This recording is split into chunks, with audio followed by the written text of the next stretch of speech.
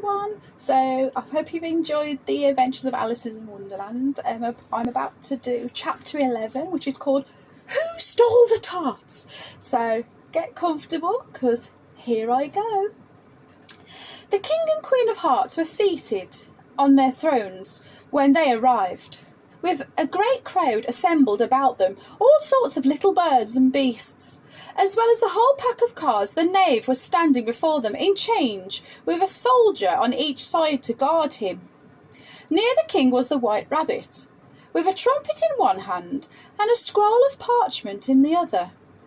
In the very middle of the court was a table, with a large dish of tarts upon it. They looked so good that it made Alice quite hungry to look at them. "Oh, I wish they'd get the trial done," she thought, "and hand round the refreshments." But there seemed to be no chance of this, so she began looking about her to pass away the time. Alice had never seen a court of justice before, but she had read about them in books, and she was quite pleased to find that she knew the name of nearly everyone and everything there. "That's the judge," she said to herself, "because of his great wig." The judge, by the way, was the king, and as he wore his crown over the wig, he did not look at all comfortable, and it was certainly not becoming. "And that's the jewellery box," thought Alice, "and those 12 creatures," and she was obliged to say creatures, you see, because some of them were animals and some were birds. "I suppose are the jurors," she said to this last word 2 or 3 times over to herself, being rather proud of it. She thought, and rightly too, that very few little girls of her age knew the meaning of it all. However, jurymen would have done just as well. The 12 jurors were all writing very busily on slates. "What are they all doing?" Alice whispered to the Griffin. "They can't have anything to put down yet before the trial's begun." "They're putting down their names," the Griffin whispered in reply, "for fear they should forget them before the end of the trial." "Stupid things!" Alice began in a loud, indignant voice, but she stopped hastily, for the White Rabbit cried out, "Silence in the court!" And the king put on his spectacles and looked anxiously around to see who was talking. Alice could see, as well as if she were looking over their shoulders, that all the jurors were writing down "stupid things" on their slates, and she could even make out that one of them didn't know how to spell stupid, and that he had to ask his neighbour to tell him. "A nice muddle their slates will be in before the trial's over," thought Alice. One of the jurors had a pencil that squeaked. This, of course, Alice could not stand, and she went round the court and got behind him, and very soon found an opportunity of taking it away. She did it so quickly that the poor little juror, it was Bill the lizard, could not make at all what had become of it. So after hunting all about for it, he was obliged to write with one finger for the rest of the day, and this was very little use, as it left no mark on the slate. "Herald, read the accusation," said the king. On this, the White Rabbit blew 3 blasts on the trumpet, and then unrolled the parchment scroll, which read as follows: "The Queen of Hearts, she made some tarts, all on a summer's day. The Knave of Hearts, who stole the hearts and took them quite away." "Consider your verdict," said the king to the jury. "Not yet, not yet," the rabbit hastily interrupted. "There's a great deal to come before that." "Call the first witness," said the king, and the White Rabbit blew 3 blasts of his trumpet,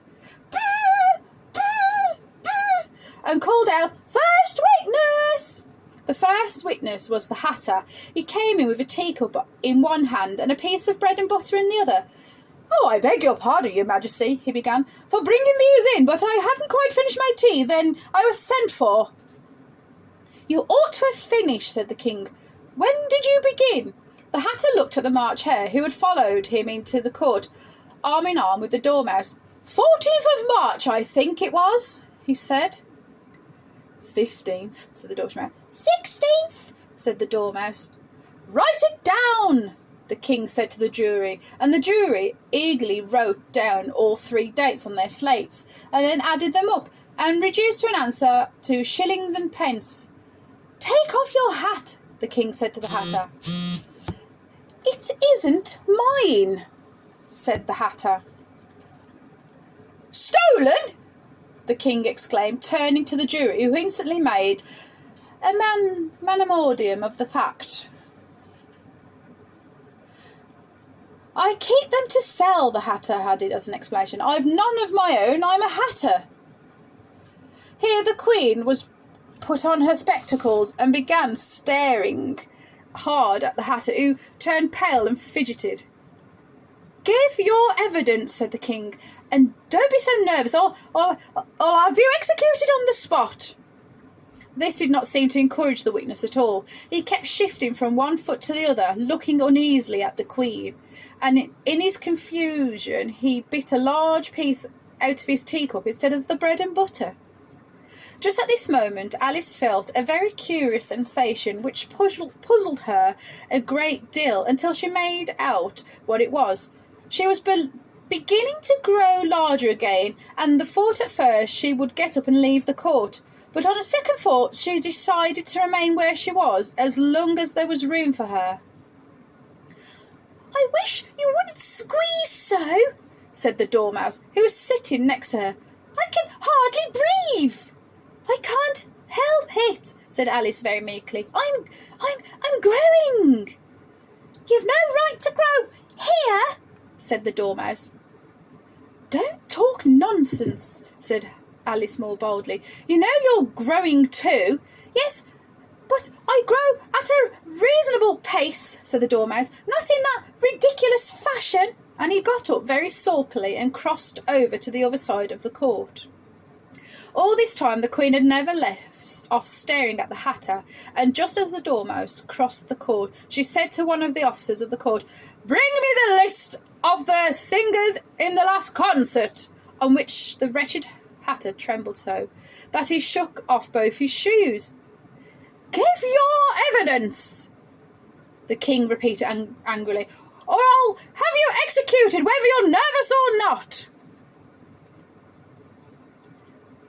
I'm a poor man, your majesty, the Hatter began in a trembling voice, and I hadn't begun my tea, not above a week or so, what with the bread and butter getting so thin and the twinkling of the tea. Twinkling of what? Said the king.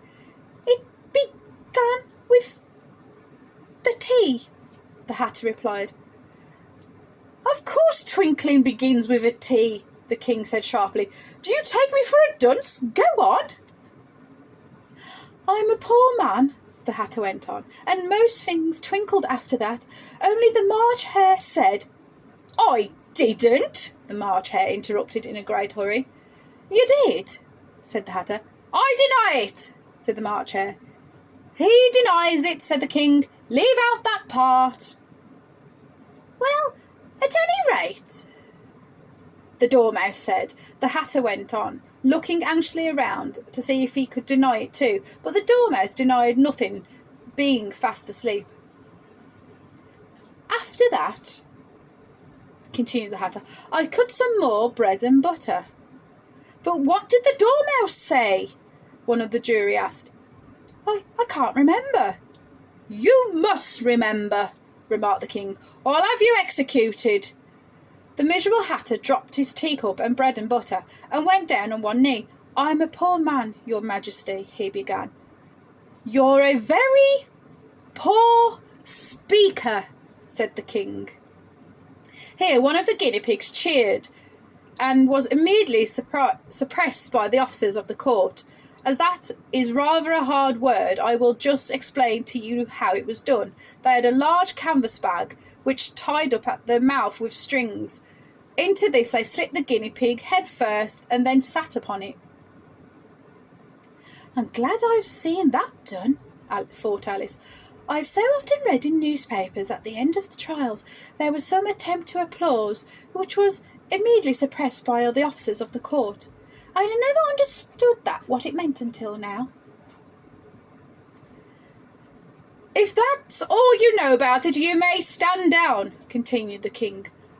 I can't go no lower, said the Hatter. I'm on the floor as it is. Then you may sit down, replied the king. Here the other guinea pig cheered and was suppressed. Come, that finishes the guinea pigs, thought Alice. Now we shall get on better.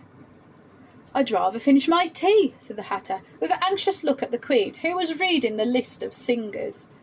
You may go, said the king, and the Hatter hurriedly left the court without even waiting to put his shoes on. And just take his head off outside, the Queen added to one of the officers, but the Hatter was out of sight before the officer could get to the door. Call the next witness, said the king. The next witness was the Duchess's cook. She carried the pepper box in her hand, and Alice guessed who it was, even before she got into the court, by the way the people near the door began sneezing all at once. Give your evidence, said the king.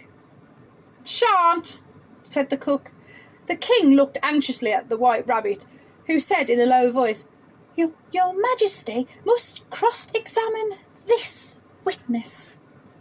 Well, if I must, I must, the king said with a melancholy air, and after folding his arms and frowning at the cook till his eyes were nearly out of sight, he said in a deep voice, What are tarts made of?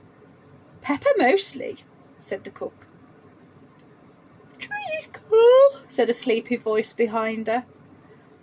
Collar that dormouse, the Queen shrieked. Behead that dormouse! Turns out, turn the dormouse out, of course! Suppress him! Pinch him! Off with his whiskers! For some minutes the whole court was in confusion, getting the dormouse turned out, and by the time they had settled down again, the cook had disappeared. Never mind, said the king with an air of great relief. Call the next witness, he added in an undertone to the Queen. Really, my dear, you must cross-examine the next witness. It quite makes my forehead ache.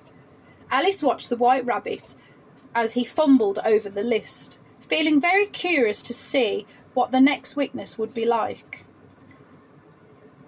For they haven't got much evidence yet, she said to herself. Imagine her surprise when the White Rabbit read out at the top of his shrill little voice the name Alice! So that's the end of chapter 11. So only one more to go. So guess I will see you in chapter 12. God bless you all. Bye bye.